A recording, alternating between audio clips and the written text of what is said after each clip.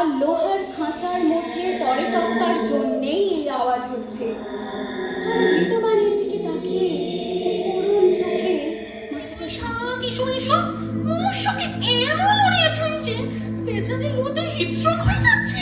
অর্বাচীনের মতন কথা বলতো চিত্রগুপ্ত। চীন থেকে সাবধান, ওরাই কিন্তু ভাইরাসটা এনেছে। এদিকে সরে আয়, ভিজে যাবে নইলে। হঠাৎ দমকা হাওয়া দিল, বিদ্যুৎ চমকাচ্ছে আর একটু একটু বৃষ্টি পড়ছে। চারু আর অভি বেঞ্চ থেকে উঠে একটু সরে দাঁড়ায়। চারু ফিসফিস করে বললে, আমি তোমাকে খুব ভালোবাসি।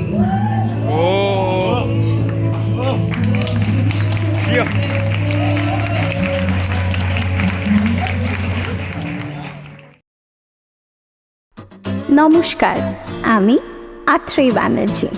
চলো আলাপ করি আমাদের ধূমকেতু টিম মেম্বার্সদের সাথে।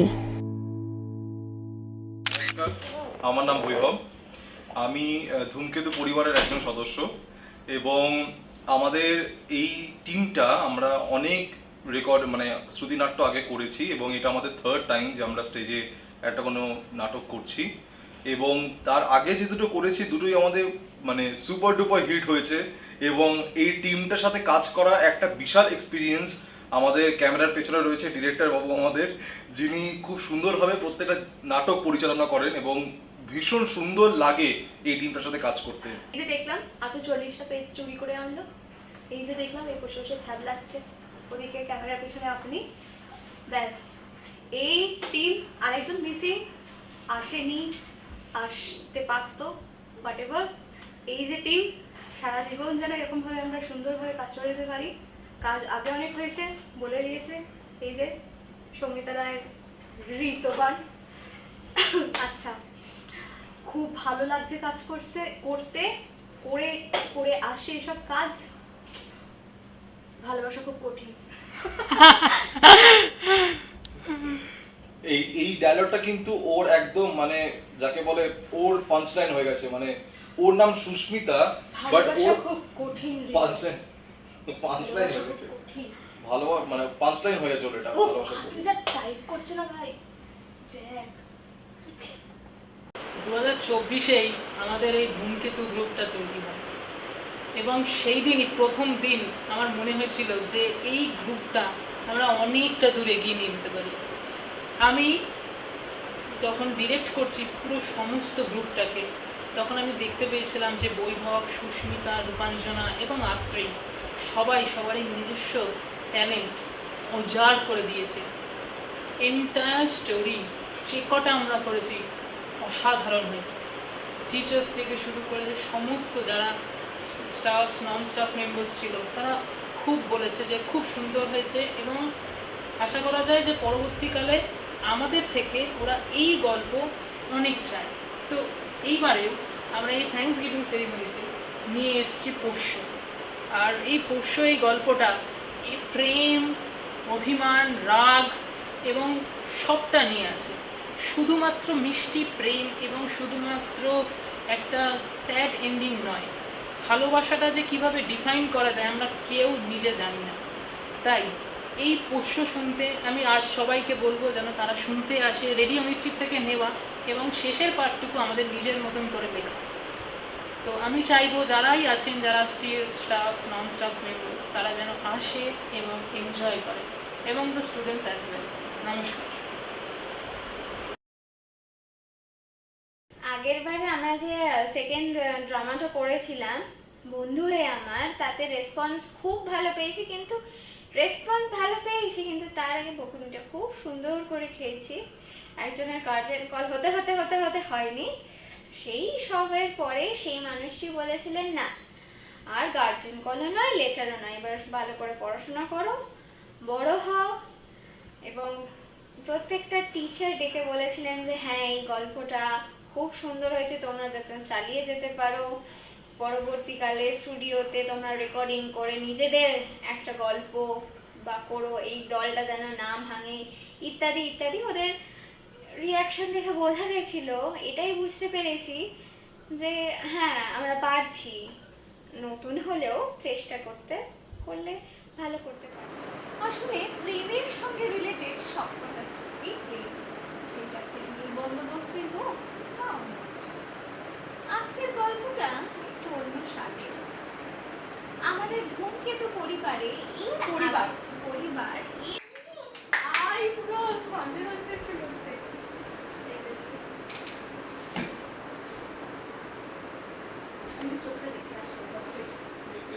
ধূমকেতু পরিবার এর আগের বার এর আগে বার দুয়েক প্রেমের গল্প নিয়ে হাজির লাগে। এই মিস্টার ঘোরঘোর বাড়ির খোঁজ করলাম, সেই লোকগুলোই তো দেখে নিল ও কখন কোথায় যায়, কোথায় দাঁড়ায়। অফিস থেকে বাড়ি ফেরার পথে ওকে ধরে হাত মুখ বেঁধে।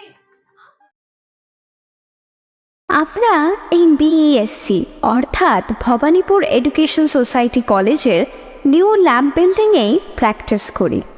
এটা যেন বলা যেতে পারে আওয়ার সেকেন্ড হোম। আর এই যে দেখছেন, এরা হলো আমাদের এই দুষ্ট মিষ্টি ছোট্ট পরিবারের সদস্য। জানেন, এদের তো প্র্যাকটিসের ফাঁকে একটু সময় পেলেই হলো এরা হয়ে যায় লাভ বার্ডস। তারপরেই শোনে বকুনি ফ্রম আমার ডিরেক্টর বাবু। হাওয়া কেন চেনা আঙুলে, হাওয়া কেন আমাকে ছুলে, আমিও কি পড়েছি প্রেমে অকারণ।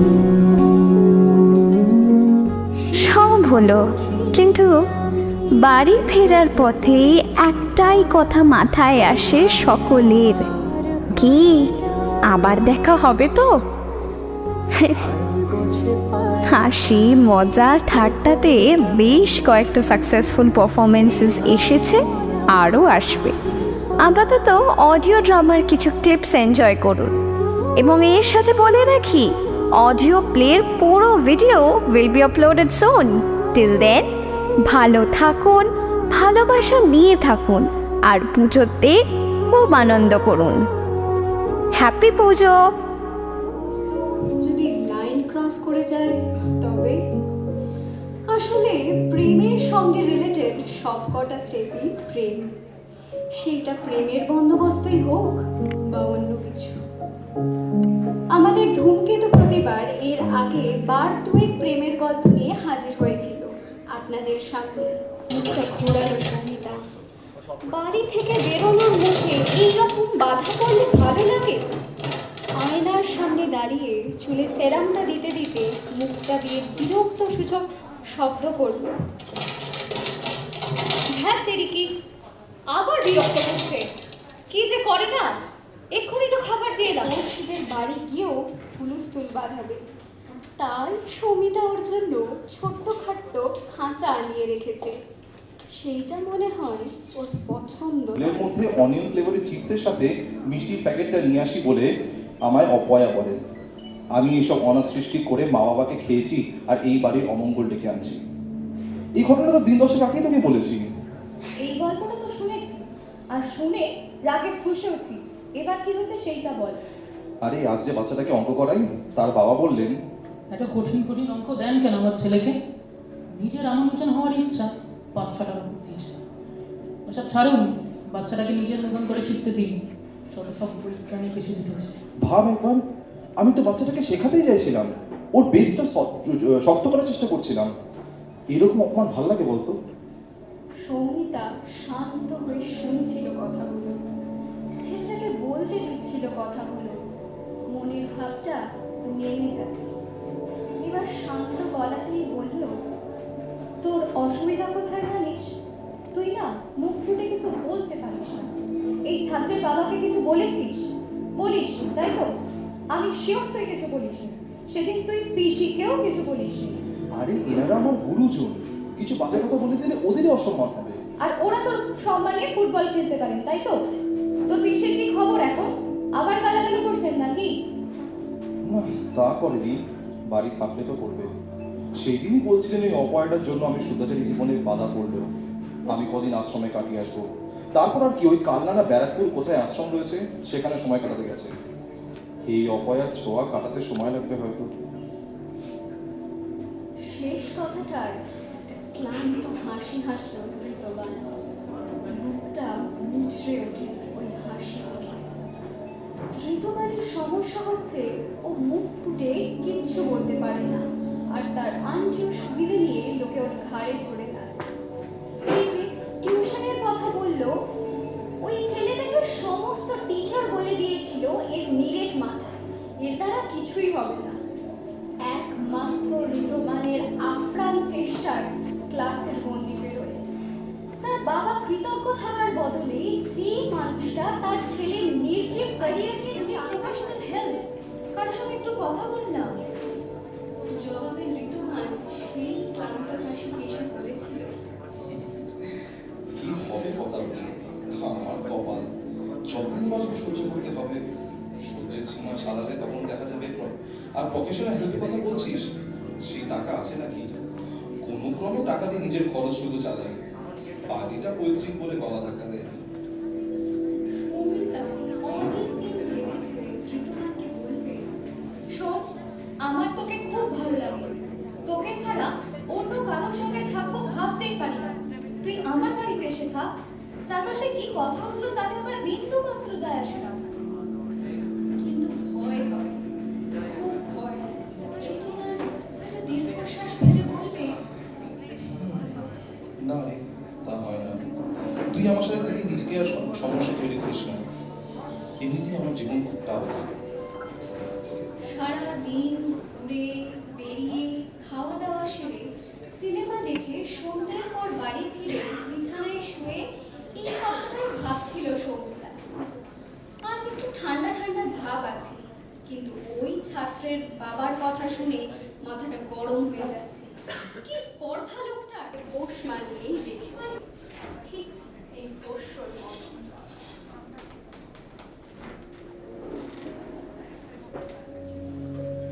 কয়েকদিন মুড অফ থাকার পর আজ সৌমিতার মুড অফ, কারণ আজ ঋতুমানের সাথে দেখা হওয়ার কথা। আজ সৌমিতা আগে ভাগেই এসে হাজির।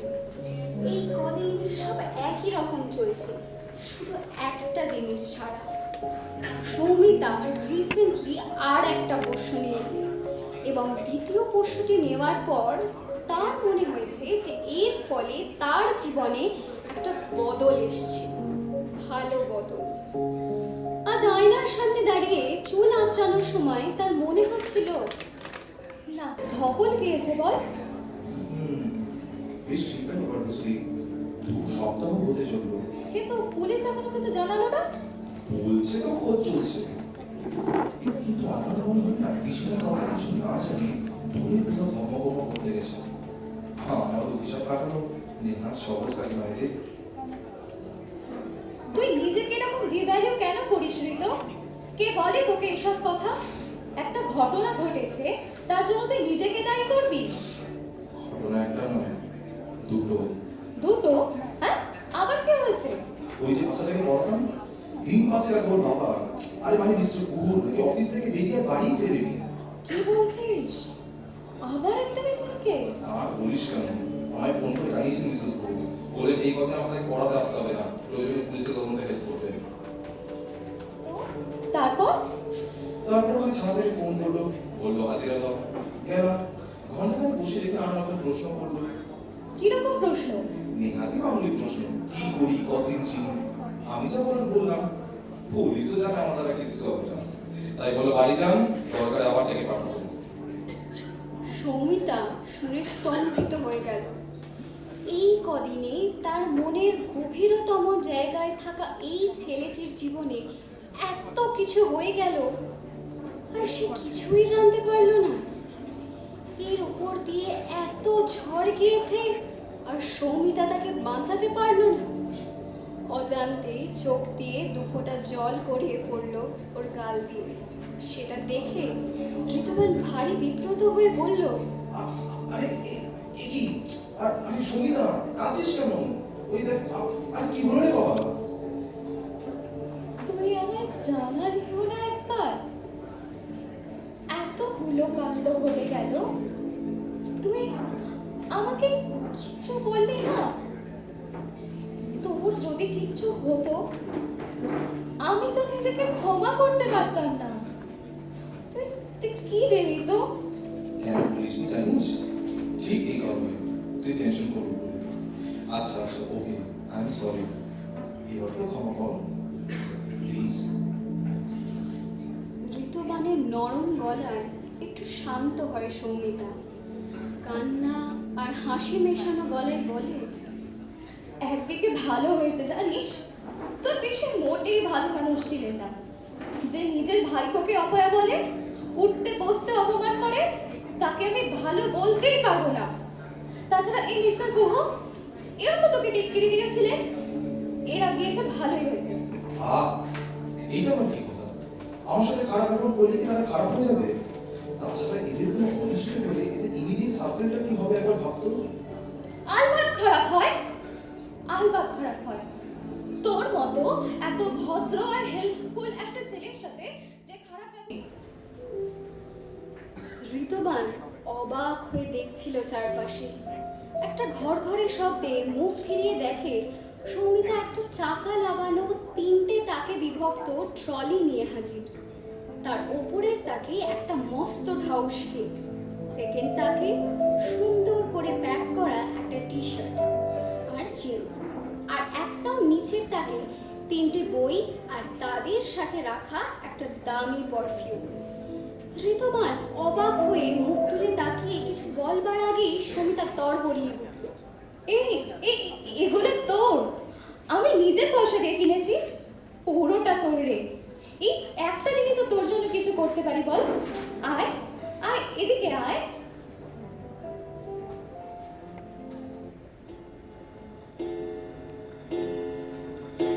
বাইরের ঘড়িতে ঢং করে 12টা বাজলো, আর সৌমিতার হাতে থাকা রিমোট কন্ট্রোলের একটা মৃদু চাপে পেল্লাই মিউজিক সিস্টেম থেকে ঘরের দেওয়ালে ধাক্কা খেয়ে ফিরতে লাগলো সেই চেনা সুর। সৌমিতা হাততালি দিয়ে গানটা গাইল। Happy birthday to you, happy birthday to you. আয় না আয়, কেকটা কাটবি আয়। তোর ফেভারিট বাটারস্কচ এনেছি, চল। ও বাবা, তোর চোখ ঝলঝল করছে কেন? এরকম ইমোশনাল হোস না। আয় আয়, কেকটা কাটি। Happy birthday to you, happy birthday to you. তুমি না বেজায় বাড়াবাড়ি বসে জানিস তো, এত টাকা কেউ খরচ করে? ঠিক আছে ঠিক আছে, তুমিও না বাড়ি বসে সব হলো।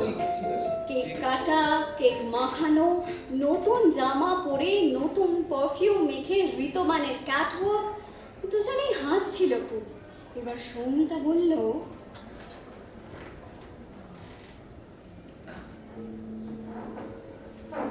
তোর সারপ্রাইজ গিফট নিবি তো?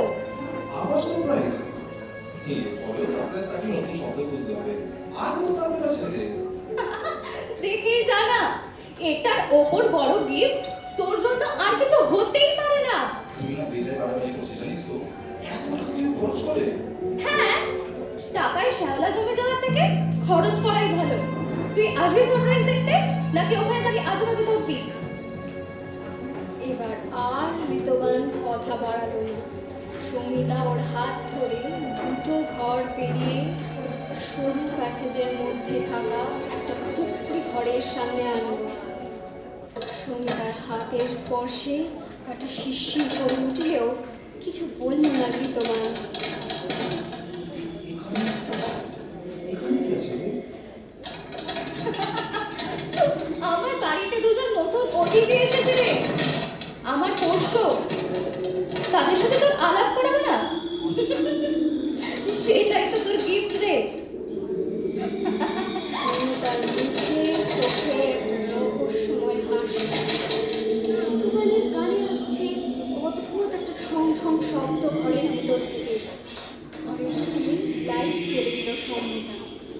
চৌকাঠির পেছন দিকে ঘুরে বলল, আয় আয় ঋতু, দেখে যা দেখে যা তোর সারপ্রাইজ গিফট।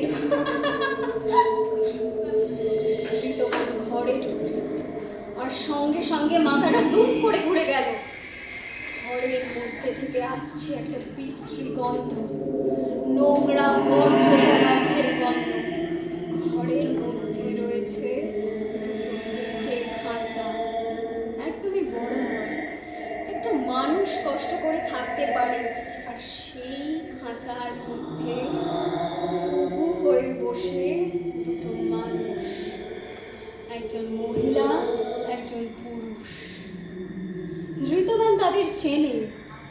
মহিলাটি পিসিমা, পুরুষটি মিস্টার গুহ। দুজনের পরনের পোশাক থেকে বিশ্রী গন্ধ বেরোচ্ছে। তাদের হাত পা শেকল দিয়ে বাঁধা, মুখে বাঁধন আওয়াজ আটকানোর জন্য। তারা ঋতুবানকে দেখে প্রবল জোরে হাত পা নাড়িয়ে ঠং ঠং শব্দটা বাড়িয়ে তুলল। শিকল আর লোহার খাঁচার মধ্যে টরে টক্কার জন্যেই এই আওয়াজ হচ্ছে।